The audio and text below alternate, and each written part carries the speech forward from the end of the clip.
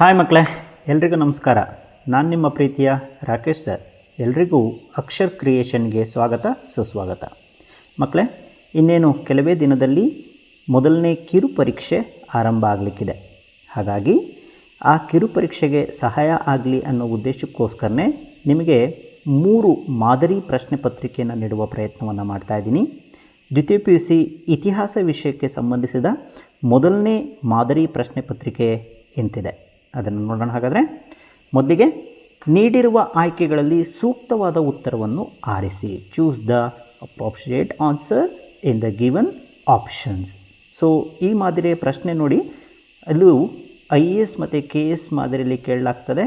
ಅದೇ ರೀತಿಯಾದಂತಹ ಪ್ರಶ್ನೆಗಳನ್ನು ನಿಮಗೂ ಕೂಡ ಈಗ ಕೇಳ್ತಾ ಇದ್ದಾರೆ. ಈಸಿ ಇರುತ್ತೆ, ಬಟ್ ಅರ್ಥ ಮಾಡಿಕೊಂಡು ಅದನ್ನು ಆನ್ಸರ್ ಮಾಡಬೇಕು. ಸೊ ಅದರಲ್ಲಿ ಮೊದಲಿಗೆ ಪ್ರತಿಪಾದನೆ ಅಂತೇಳಿ ಕೊಟ್ಟಿದ್ದಾರೆ ನೋಡಿ, ಅಸರ್ಷನ್. ಸೊ ಏನು ಅಸರ್ಷನ್ ಕೊಟ್ಟಿದ್ದಾರಪ್ಪ ಅಂದರೆ, ಇಂಡಿಯಾ ಎಂಬ ಪದವು ಗ್ರೀಕ್ ಪದ ಇಂಡೋಸ್ನಿಂದ ಬಂದಿದೆ. The term India is derived from the Greek word Indos. Yes, that's correct, ಹೌದಲ್ವಾ? ಸೊ ಅಸರ್ಷನ್ ಕರೆಕ್ಟ್ ಇದೆ, ಪ್ರತಿಪಾದನೆ ಸರಿ ಇದೆ. ಅದಕ್ಕೆ ಕಾರಣ ಏನು ಕೊಟ್ಟಿದ್ದಾರೆ, ರೀಸನ್ ಏನು ಕೊಟ್ಟಿದ್ದಾರೆ ನೋಡಿ. Reason, Persians called the river Sindhu as Hindu. ಪರ್ಷಿಯನ್ನರು ಸಿಂಧೂ ನದಿಯನ್ನು ಹಿಂದೂ ಎಂದು ಕರೆದರು. ಆ ಸ್ಟೇಟ್ಮೆಂಟ್ ಸರಿ ಇದೆ, ಬಟ್ ಮೊದಲನೇ ಪ್ರತಿಪಾದನೆಗೆ ಕಾರಣ ಸರಿನಾ? ರಾಂಗ್. ಪರ್ಷಿಯನ್ನರು, ಇಲ್ಲಿ ಹೇಳ್ತಾ ಇರುವಂಥ ಪರ್ಷಿಯನ್ನರು ಸಿಂಧೂ ನದಿಯನ್ನು ಹಿಂದೂ ಅಂತೇಳಿ ಕರೆದಿದ್ದರಿಂದಾಗಿ ಭಾರತಕ್ಕೆ ಹಿಂದೂಸ್ತಾನ್ ಅನ್ನುವಂಥ ಹೆಸರು ಬಂತು, ಆದರೆ ಇಂಡಿಯಾ ಅನ್ನುವಂಥ ಹೆಸರು ಬರಲಿಲ್ಲ. ಸೊ ಹಾಗಾಗಿ ಪ್ರತಿಪಾದನೆ ಮತ್ತು ಕಾರಣ ಎರಡೂ ಸರಿ ಇದೆ, ಆದರೆ ಪ್ರತಿಪಾದನೆಗೆ ಕಾರಣ ಸರಿಯಾದದ್ದು ಅಲ್ಲ ಅಂಥೇಳಿ. ಸೊ ಅಲ್ಲಿ ಆಪ್ಷನ್ ಕೊಟ್ಟಿದೆ ನೋಡಿ, ಎ ಸರಿ, ಆರ್ ತಪ್ಪು, ರಾಂಗ್ ಆಗುತ್ತೆ. ಎ ಸರಿ, ಆರು ಸರಿನೇ, ಎರಡೂ ಸರಿ ಇದೆ. ಎ ತಪ್ಪು, ಆರ್ ಸರಿ, ಇಲ್ಲ, ಎರಡೂ ಕೂಡ ಸರಿನೇ. ಎ ಮತ್ತು ಆರ್ ಎರಡೂ ಸರಿ, ಎಸ್ ಫಸ್ಟ್ ಪಾರ್ಟ್ ಕರೆಕ್ಟ್ ಇದೆ. ಮತ್ತು ಆರ್ ಎಗೆ ಸರಿಯಾದ ವಿವರಣೆಯಾಗಿದೆ, ಅದು ರಾಂಗ್ ಆಗಿದೆ ಅಲ್ವಾ. ನೆಕ್ಸ್ಟ್ ಫೋರ್ತ್ ಆಪ್ಷನ್ನು, ಎ ಮತ್ತು ಆರ್ ಎರಡೂ ಸರಿ, ಆದರೆ ಆರ್ ಎಗೆ ಸರಿಯಾದ ವಿವರಣೆಯಲ್ಲ ಅಂಥೇಳಿ ಕೊಟ್ಟಿದ್ದಾರಲ್ಲ. ಸೊ ಅದು ಸರಿಯಾದ ಉತ್ತರ, ಓಕೆನಾ. ಸೊ ಹಾಗಾಗಿ D is the correct answer. Next second question, Sindhu ನಾಗರಿಕತೆಯ ಹಡಗುಕಟ್ಟೆ ಇಲ್ಲಿ ಕಂಡುಬಂದಿದೆ. ಎಲ್ಲಿ ಕಂಡುಬಂದಿದೆ? The dockyard of Indus civilisation is located at, ಎಲ್ಲಿ? ಲೋಥಾಲ್ನಲ್ಲಿ, ಓಕೆನಾ. The dockyard of Indus civilisation is located at ಲೋಥಾಲ್ನಲ್ಲಿ ಕಂಡುಬಂದಿದೆ. ನೆಕ್ಸ್ಟ್, ಕುಶಾನರ ಶ್ರೇಷ್ಠ ರಾಜ, the greatest king of the Kushana was Kanishka. A option is the correct answer. Next fourth question, Gupta ರಾಜವಂಶದ ಸ್ಥಾಪಕ ಯಾರು? The founder of the Gupta dynasty was Sri Gupta. C option is the correct answer. Sri Gupta was the founder of Gupta dynasty. So ಅದು ಬಹು ಆಯ್ಕೆ ಮಾದರಿಯ ಪ್ರಶ್ನೆಗಳಿಗೆ ಸಂಬಂಧಿಸಿದಂತಹ ಉತ್ತರ. Next, ಕೆಳಗೆ ನೀಡಿರುವ ಸೂಕ್ತ ಉತ್ತರಗಳೊಂದಿಗೆ ಖಾಲಿ ಜಾಗಗಳನ್ನು ಭರ್ತಿ ಮಾಡಿ. Fill in the blanks with appropriate answer given below. So ನಿಮಗೆ ಇಲ್ಲಿ ಬ್ರಾಕೆಟ್ನಲ್ಲೇ ಉತ್ತರಗಳನ್ನು ನೀಡಿರ್ತಾರೆ. ಸೊ ಅದರಲ್ಲಿ ಯಾವುದು ಸರಿ ಅನ್ನೋದನ್ನು ಗುರುತಿಸಿ ನೀವು ಇಲ್ಲಿ ಡ್ಯಾಶಸನ್ನು ಫಿಲ್ ಮಾಡಬೇಕು. ಸೊ ಅದರಲ್ಲಿ ಮೊದಲನೇದು, ಮೆಹಂಜದೊರೋ ಎಂದರೆ. ಮೆಹಂಜದೊರೋ ಅಂದರೆ ಏನು? ಅದರ ಅರ್ಥ ಏನು? What is the meaning of the word Mohenjodaro? Mohenjodaro ಪದರ ಅರ್ಥ ಏನು? ಮೌಂಡ್ ಆಫ್ ದಿ ಡೆಡ್ ಅಂತ, ಮಡಿದವರ ದಿಬ್ಬ ಅನ್ನುವಂಥ ಅರ್ಥವನ್ನು ಕೊಡುತ್ತೆ. Next second one, dash was considered as wealth by Aryans. ಯಾವುದನ್ನು ಆರ್ಯರು ಸಂಪತ್ತು ಎಂದು ಪರಿಗಣಿಸಿದರು? ಯಾವುದನ್ನಪ್ಪ ಅಂದರೆ ಜಾನುವಾರುಗಳನ್ನು. Cattles was considered as wealth by Aryans. ಆರ್ಯನರು ಜಾನುವಾರುಗಳನ್ನು ಸಂಪತ್ತು ಅಂತೇಳಿ ಪರಿಗಣಿಸಿದರು. ನೆಕ್ಸ್ಟ್, ಮೌರ್ಯ ಸಾಮ್ರಾಜ್ಯವನ್ನು ಡ್ಯಾಶ್ ಸ್ಥಾಪಿಸಿದರು.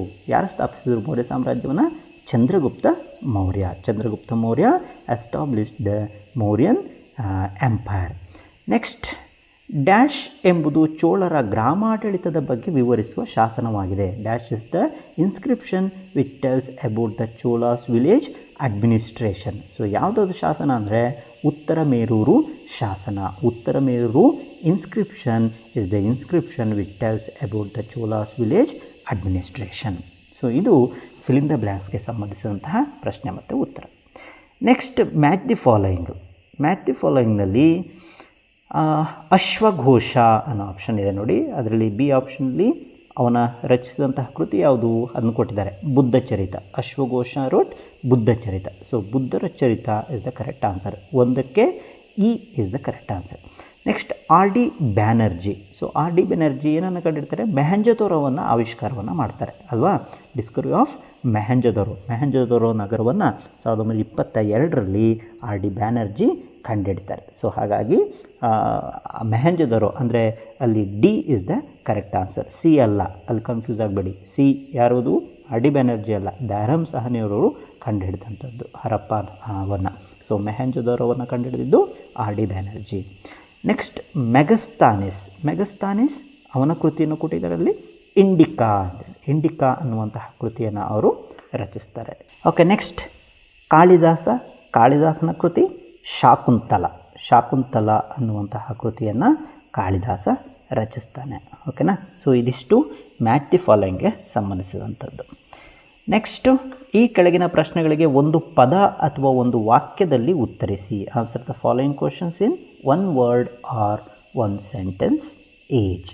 ಸೊ ಅದರಲ್ಲಿ 3 ಪ್ರಶ್ನೆಗಳನ್ನು ನೀಡಿರ್ತಾರೆ, 3ಕ್ಕೂ ಕೂಡ ನೀವು ಉತ್ತರವನ್ನು ಬರೀಬೇಕಾಗ್ತದೆ. ಸೊ ಅದರಲ್ಲಿ ಮೊದಲನೇ ಪ್ರಶ್ನೆ, ಇಂಡಿಯಾ ಎಂಬ ಪದವು ಯಾವ ಭಾಷೆಯಿಂದ ಬಂದಿದೆ? From which language is the word India derived? So ಯಾವ ಭಾಷೆಯಿಂದ? ಗ್ರೀಕ್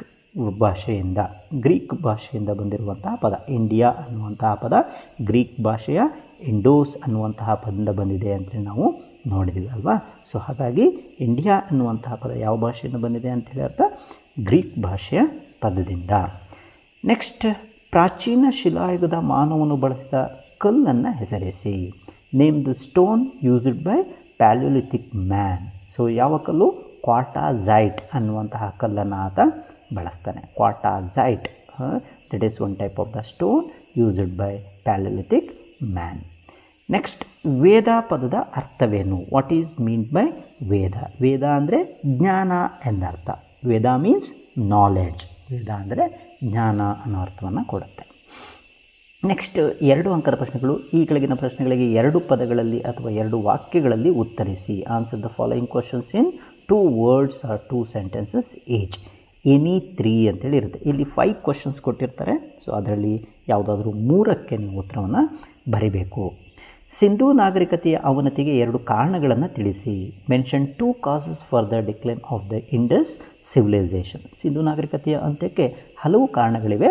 ಸೊ ಅದರಲ್ಲಿ ಯಾವುದಾದ್ರೂ 2 ಬರೀಬೇಕಾಗ್ತದೆ. ಅದರಲ್ಲಿ ಮುಖ್ಯವಾಗಿ ನಾವು ನೋಡೋದಾದರೆ ಆರ್ಯನ್ನರ ದಾಳಿ ಅನ್ನುವಂಥದ್ದು, ಹಾಗೆಯೇ ಈ ಬರಗಾಲ ಸಂಭವಿಸುತ್ತೆ, ಅದರ ಪರಿಣಾಮವಾಗಿ ಅರಣ್ಯನಾಶ ಸಂಭವಿಸುತ್ತೆ. ಸೊ ಅದು ಕೂಡ ಒಂದು ಕಾರಣ ಆಗುತ್ತೆ, ಹೌದಲ್ವಾ. ಸೊ ಇಂತಹ ಹಲವು ಕಾರಣಗಳಿವೆ, ಅದರಲ್ಲಿ ಯಾವುದಾದ್ರೂ 2 ಬಂದರೆ ಸಾಕು. ನೆಕ್ಸ್ಟ್, ಜೈನ ಧರ್ಮದ ಪಂಥಗಳು ಯಾವುವು? Which are the sects of Jainism? So Jaina ಧರ್ಮದಲ್ಲಿ 2 ಪಂಗಡಗಳನ್ನು ನಾವು ನೋಡ್ತೇವೆ. ಸೊ ಅವ್ಯಾವ್ಯಾವು? ಒಂದು ಶ್ವೇತಾಂಬರ ಮತ್ತಿನ್ನೊಂದು Digambara. Shvetambara and Digambara were the sects of Jainism. Next, Kautilya ಯಾರು? ಅವರ ಪ್ರಸಿದ್ಧ ಕೃತಿ ಯಾವುದು? So Kautilya, he was one of the ancient statesmen of India. ಪ್ರಾಚೀನ ಭಾರತದ ಶ್ರೇಷ್ಠ ರಾಜನೀತಿಜ್ಞ ಅಂತೇಳಿ ಆತನನ್ನು ಕರೆಯಲಾಗ್ತದೆ. he wrote a book called ಅರ್ಥಶಾಸ್ತ್ರ ಅನ್ನುವಂತಹ ಕೃತಿಯನ್ನು ಆತ ರಚಿಸ್ತಾನೆ. ನೆಕ್ಸ್ಟ್, ಬೌದ್ಧ ಧರ್ಮದ ಹರಡುವಿಕೆಗಾಗಿ ಕಾನಿಷ್ಕನು ಕೈಗೊಂಡ ಯಾವುದಾದ್ರೂ 2 ಕ್ರಮಗಳನ್ನು ಬರೆಯಿರಿ. Write any 2 measures undertaken by Kanishka for the spread of Buddhism. So ಬೌದ್ಧ ಧರ್ಮವನ್ನು ಹರಡೋದಕ್ಕೆ ಆತ ಹಲವು ಕ್ರಮಗಳನ್ನು ಕೈಗೊಳ್ತಾನೆ. He constructed many viharas and stupas. ಹಲವಾರು ವಿಹಾರಗಳು ಮತ್ತು ಸ್ತೂಪಗಳನ್ನು ಆತ ನಿರ್ಮಾಣ ಮಾಡ್ತಾನೆ. And he conducted 4th Buddhist council. 4ನೇ ಬೌದ್ಧ ಮಹಾ ಸಮ್ಮೇಳನವನ್ನು ಕೂಡ ಆತ ನಡೆಸ್ತಾನೆ. And he sent his ambassador to many countries. ಹಲವು ದೇಶಗಳಿಗೆ ತನ್ನ ರಾಯಭಾರಿಗಳನ್ನು ಕಳಿಸಿದ್ದನ್ನು ನಾವು ಗುರುತಿಸ್ತೇವೆ. ಸೊ ಹೀಗೆ ಹಲವು ಕ್ರಮಗಳನ್ನು ಕೈಗೊಳ್ತಾನೆ. ಅದರಲ್ಲಿ ಯಾವುದಾದ್ರೂ 2 ನೀವು ಬರೆದ್ರೆ ಸಾಕು. ನೆಕ್ಸ್ಟ್, ಫಾಹಿಯಾನ್ ಯಾರು? ಅವರು ಭಾರತಕ್ಕೆ ಏಕೆ ಬಂದರು? Who was Fahien? Why did he came to India? Fahien, he was one of a ಚೀನಿ ಟ್ರಾವೆಲರ್. ಸೊ ಅವನೇನಪ್ಪ ಅಂದರೆ ಅವನೊಬ್ಬ ಚೀನಿ ಪ್ರವಾಸಿಗ ಆಗಿದ್ದ. Who came to India to visit holy place of Buddhism, ಬೌದ್ಧ ಧರ್ಮದ ಪವಿತ್ರ ಸ್ಥಳಗಳಿಗೆ ಭೇಟಿ ನೀಡಬೇಕು ಅನ್ನುವಂತಹ ಉದ್ದೇಶವನ್ನು ಇಟ್ಕೊಂಡು, and to study about Buddhism, ಬೌದ್ಧ ಧರ್ಮದ ಬಗ್ಗೆ ಅಧ್ಯಯನ ಮಾಡಬೇಕು ಅನ್ನುವಂತಹ ಉದ್ದೇಶವನ್ನು ಇಟ್ಕೊಂಡು ಆತ ಭಾರತಕ್ಕೆ ಬರ್ತಾನೆ. ಸೊ ಇದಿಷ್ಟು 5 ಪ್ರಶ್ನೆಗಳು. ಇದರಲ್ಲಿ ಯಾವುದಾದ್ರೂ 3ಕ್ಕೆ ಬರೀರಿ ಅಂತೇಳಿ ಕೇಳ್ತಾರೆ. ನೆಕ್ಸ್ಟು ಈ ಕೆಳಗಿನ ಪ್ರಶ್ನೆಗಳಿಗೆ 15ರಿಂದ 20 ವಾಕ್ಯಗಳಲ್ಲಿ ಉತ್ತರಿಸಿ. ಯಾವುದಾದ್ರೂ ಒಂದಕ್ಕೆ answer the following question in 15 to 20 sentences, any one. So ಅಲ್ಲಿ ಒಟ್ಟು 3 ಪ್ರಶ್ನೆಗಳನ್ನು ಕೊಟ್ಟಿರ್ತಾರೆ, ಅದರಲ್ಲಿ ಯಾವುದಾದ್ರೂ ಒಂದಕ್ಕೆ ನೀವು ಉತ್ತರವನ್ನು ಬರೆದ್ರೆ ಸಾಕು. ಸೊ ಅಂತಹ 3 ಪ್ರಶ್ನೆಗಳು ಯಾವ್ಯಾವಪ್ಪ ಅಂದರೆ, ಸಿಂಧೂ ನಾಗರಿಕತೆಯ ನಗರ ಯೋಜನೆಗಳನ್ನು ವಿವರಿಸಿ, explain the town planning of Indus civilisation, very important. So ಇದು ನಿಮಗೆ ಸಿಂಧೂ ನಾಗರಿಕತೆಯಲ್ಲಿ ಬರುತ್ತೆ. ಸಿಂಧೂ ನಾಗರಿಕತೆಯ ಅತಿ ಪ್ರಮುಖವಂತಹ ಲಕ್ಷಣವೇ ಅದು ನಗರ ಯೋಜನೆ. ಸೊ ಅದು ತುಂಬಾ ಇಂಪಾರ್ಟೆಂಟು, ಈಸಿಯಾಗಿದೆ, ಅದನ್ನು ನೀವು ಅಧ್ಯಯನ ಮಾಡ್ಕೊಳ್ಬೇಕು. ಹಾಗೆಯೇ ಮಹಾವೀರನ ಜೀವನ ಮತ್ತು ಬೋಧನೆಗಳನ್ನು ಚರ್ಚಿಸಿ, discuss the life and teachings of Mahavira. So ಮಹಾವೀರನ ಜೀವನ ಮತ್ತು ಬೋಧನೆ ಇದು ಕೂಡ ತುಂಬಾ important. Rise of new religion ಅನ್ನುವಂತಹ ಹೆಸರಿನಲ್ಲಿ ಬರುತ್ತೆ, ಹೊಸ ಧರ್ಮಗಳ ಉದಯ ಅಂಥೇಳಿ. ಸೊ ಅದನ್ನು ಕೂಡ ನೀವು ಓದ್ಕೊಳ್ಬೇಕು, ತುಂಬಾ ಇಂಪಾರ್ಟೆಂಟು. ನೆಕ್ಸ್ಟ್, ಚೋಳರ ಗ್ರಾಮ ಆಡಳಿತವನ್ನು ವಿವರಿಸಿ, describe the village administration of the Cholas. So ಚೋಳರ ಗ್ರಾಮಾಡಳಿತದ ವ್ಯವಸ್ಥೆ ತುಂಬಾ ಇಂಪಾರ್ಟೆಂಟ್. ಇದು ಕೂಡ ಎಕ್ಸಾಮ್ನಲ್ಲಿ ಪದೇ ಪದೇ ರೈಸ್ ಆಗುತ್ತೆ, ಇದನ್ನು ಕೂಡ ನಾವು ನೋಡ್ಕೊಳ್ಬೇಕು. ಸೊ ಇದು 5 ಅಂಕಕ್ಕೆ ಸಂಬಂಧಿಸಿದ ಪ್ರಶ್ನೆ. ಇನ್ನು 10 ಅಂಕದ ಪ್ರಶ್ನೆಗಳನ್ನು ನಾವು ನೋಡೋದಾದರೆ, ಆರ್ಯರ ರಾಜಕೀಯ, ಸಾಮಾಜಿಕ, ಆರ್ಥಿಕ ಮತ್ತು ಧಾರ್ಮಿಕ ಸ್ಥಿತಿಯ ಬಗ್ಗೆ ಬರೆಯಿರಿ. Write about the political, social, economic and religious condition of Aryans. So ಆರ್ಯನ್ನರು ಹಲವು ರೀತಿಯಾದಂತಹ ಕೊಡುಗೆಯನ್ನು ರಾಜಕೀಯ ಕ್ಷೇತ್ರಕ್ಕೆ, ಸಾಮಾಜಿಕ ಮತ್ತು ಆರ್ಥಿಕ, ಧಾರ್ಮಿಕ ಕ್ಷೇತ್ರಕ್ಕೆ ನೀಡ್ತಾರೆ. ಸೊ ಅವಿಷ್ಟನ್ನು ಕೂಡ ನೀವು ಅಲ್ಲಿ ಬರೀಬೇಕಾಗ್ತದೆ. ನೆಕ್ಸ್ಟ್, ಅಶೋಕನ ಜೀವನ ಮತ್ತು ಸಾಧನೆಗಳನ್ನು ವಿವರಿಸಿ, explain the life and achievements of Ashoka. So it's very important, ನಿಮಗೆ ನಾಡಿದ್ದು ಎಕ್ಸಾಮಿಗೆ ಬಂದೇ ಬರುವಂತಹ ಪ್ರಶ್ನೆ ಅಂಥೇಳಿ ಗುರುತಿಸ್ಬೋದು. ನೆಕ್ಸ್ಟ್, ಗುಪ್ತರ ಯುಗವನ್ನು ಭಾರತೀಯ ಇತಿಹಾಸದಲ್ಲಿ ಸುವರ್ಣ ಯುಗ ಎಂದು ಏಕೆ ಕರೆಯುತ್ತಾರೆ, ವಿವರಿಸಿ ಅಂತೇಳಿ. Why the Gupta age is called the golden age in Indian history, explain. So ಇದಂತೂ 100% ಕ್ವಶನ್ ರೈಸ್ ಆಗುವಂತಹ ಪ್ರಶ್ನೆ. ನಿಮಗೆ ಬರೀ ಟೆಸ್ಟಿಗೆ ಅಂತ ಅಲ್ಲ, ಆ್ಯನ್ಯುವಲ್ ಎಕ್ಸಾಮಿಗೂ ಕೂಡ ಈ ಎಕ್ಸಾಮು 10 ಅಂಕಕ್ಕೆ ಬಂದೇ ಬರುತ್ತೆ. ಸೊ ಹಾಗಾಗಿ ಅದನ್ನು ಪೂರ್ಣವಾಗಿ ಓದ್ಕೊಳ್ಬೇಕು. ಸೊ ಇದು 10 ಅಂಕಕ್ಕೆ ಸಂಬಂಧಿಸಿದ್ದು. ಅಲ್ಲೂ ಕೂಡ 3 ಪ್ರಶ್ನೆಗಳಿರ್ತವೆ, ಯಾವುದಾದ್ರೂ ಒಂದಕ್ಕೆ ನೀವು ಉತ್ತರವನ್ನು ಬರೀಬೇಕಾಗ್ತದೆ. ಇನ್ನು ಲಾಸ್ಟ್, ಈ ಕೆಳಗಿನ ಘಟನೆಗಳನ್ನು ಕಾಲಾನುಕ್ರಮದಲ್ಲಿ ಜೋಡಿಸಿ, arrange the following event in chronological order. So ಅಲ್ಲಿ 4 ಘಟನೆಗಳನ್ನು ನೋಡಬೇಕು. ಸೊ ಇಲ್ಲಿ ನಿಮಗೆ ಇಯರ್ ಬರೆಯುವಂಥ ಅಗತ್ಯ ಇಲ್ಲ, ಬಟ್ ನಿಮಗೆ ಯಾವಾಗ ಆ ಘಟನೆ ನಡೀತು ಅನ್ನುವಂಥದ್ದು ಗೊತ್ತಿರಬೇಕಾಗ್ತದೆ. ಅದರಲ್ಲಿ ಮೊದಲನೇದು ಗುಪ್ತ ಯುಗ ಅಥವಾ ಗುಪ್ತ ಶಕೆ. ಸೊ ನಮಗೆ ಗೊತ್ತಿದ್ದ ಹಾಗೆಯೇ 1ನೇ ಚಂದ್ರಗುಪ್ತನಿಂದ ಇದು ಆರಂಭ ಆಗುತ್ತೆ. ಆ ಗುಪ್ತ ಶಕೆ ಆರಂಭ ಆಗಿದ್ದೇ ಕ್ರಿಸ್ತ ಶಕ 320ರಲ್ಲಿ. ಕ್ರಿಸ್ತ ಶಕ 320ರಲ್ಲಿ ಈ ಘಟನೆ ನಡೆಯುತ್ತೆ. ನೆಕ್ಸ್ಟು 4ನೇ ಬೌದ್ಧ ಸಮ್ಮೇಳನ, 4th Buddhist council which was conducted by ಕಾನಿಷ್ಕನ ಕಾಲದಲ್ಲಿ ನಡೆದಂಥದ್ದು. ಕ್ರಿಸ್ತ ಶಕ 102ರಲ್ಲಿ ಈ ಘಟನೆ ನಡೆಯುತ್ತೆ. 102ರಲ್ಲಿ ನಡೆದಂತಹ ಘಟನೆ ಅದು. ನೆಕ್ಸ್ಟು ಕಳಿಂಗ ಯುದ್ಧ. ಸೊ ಇದು ಕ್ರಿಸ್ತ ಪೂರ್ವದಲ್ಲಿ ನಡೆದಂತಹ ಘಟನೆ ನೋಡಿ.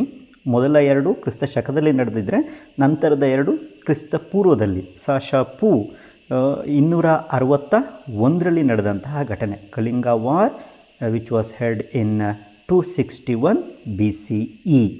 ನೆಕ್ಸ್ಟು ಬುದ್ಧನ ಜನನ, birth of Buddha. So Buddha ಜನ್ಮ ತಾಳಿದ್ದು ಯಾವಾಗ, ಸ.ಶ.ಪೂ 563ರಲ್ಲಿ. Buddha born in 563 BCE. ಹಾಗಾದರೆ ಇಲ್ಲಿ ಮೊದಲ ಆಪ್ಷನ್ ಯಾವುದು, ಬುದ್ಧನ ಜನನ, ಅದು ಮೊದಲಿಗೆ ಬರುತ್ತೆ. ಆಮೇಲೆ 2ನೇದು ಕಳಿಂಗ ಯುದ್ಧ ನಡೆಯುತ್ತೆ. ಸೊ ಕಳಿಂಗ ಯುದ್ಧ 2ನೇದು ಆಪ್ಷನ್ ಆಗುತ್ತೆ. 3ನೇ ಘಟನೆ ನಡೆದದ್ದು 4ನೇ ಬೌದ್ಧ ಸಮ್ಮೇಳನ, 4th ಬುದ್ಧಿಸ್ಟ್ ಕೌನ್ಸಿಲ್, ಹಾಗೆಯೇ ಕೊನೆಯದಾಗಿ ಗುಪ್ತ ಯುಗ, ಗುಪ್ತ ಎರ ಅಂತೇಳಿ. ಸೊ ಕೆಳಗಿನಿಂದ ಮೇಲಕ್ಕೆ ಹೋಗಿದೆ ಅಲ್ವಾ. ಸೊ ಇದು ತುಂಬಾ ಈಸಿ ಇದೆ, ಇಂತಹ ಪ್ರಶ್ನೆಗಳು ನಿಮಗೆ ಬರ್ತವೆ, ಇದನ್ನು ಸರಿಯಾಗಿ ನೋಡ್ಕೊಳ್ಬೇಕು. ಸೊ ಇದಿಷ್ಟು ಮೊದಲನೇ ಮಾದರಿ ಪ್ರಶ್ನೆ ಪತ್ರಿಕೆಗೆ ಸಂಬಂಧಿಸಿದ್ದು. ಸೊ ತುಂಬಾ ಇಂಪಾರ್ಟೆಂಟ್ ಅಂತಹ ಪ್ರಶ್ನೆಗಳನ್ನು ಇಟ್ಕೊಂಡು ನಿಮಗೆ ಈ ವಿಡಿಯೋವನ್ನು ಮಾಡ್ತಾಯಿದ್ದೀನಿ. 3 ವಿಡಿಯೋಗಳನ್ನು ನೀಡ್ತೇನೆ. ಸೊ ಆ 3 ಮಾದರಿ ಪ್ರಶ್ನೆ ಪತ್ರಿಕೆಯನ್ನು ನೋಡಿಕೊಂಡ್ರೆ 100% ನೀವು ಟೆಸ್ಟ್ನಲ್ಲಿ ಔಟ್ ಆಫ್ ಔಟ್ ಮಾರ್ಕ್ಸನ್ನು ತೆಗೆದುಕೊಳ್ಬೋದು. ಶ್ರದ್ಧೆಯಿಂದ ಅಧ್ಯಯನ ಮಾಡಿ. ನಿಮಗಿಷ್ಟ ಆದರೆ ಬೇರೆಯವ್ರಿಗೂ ಕೂಡ ಶೇರ್ ಮಾಡಿ. ಮುಂದಿನ ವಿಡಿಯೋದಲ್ಲಿ ಮತ್ತೊಮ್ಮೆ ಭೇಟಿ ಆಗ್ತೇನೆ. ನಮಸ್ಕಾರ.